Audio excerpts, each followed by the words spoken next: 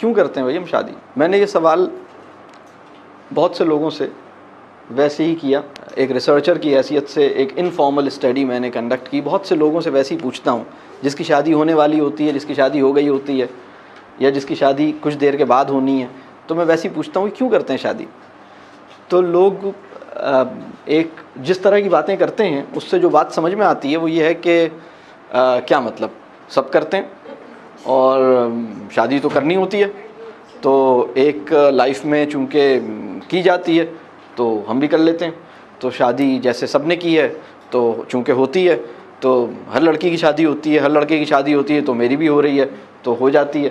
اور اگر کسی کا تھوڑا سا مذہبی ایک ذہن بن گیا ہے تو وہ اس میں ایک وجہ اور ایڈ کر دیتا ہے، وہ کہتا ہے کہ سنت ہے۔ بس اس کے علاوہ کوئی خاص ٹھوس قابل ذکر کوئی ایسی اصولی یا علمی توجیہ اس کے پاس سے برآمد نہیں ہو پاتی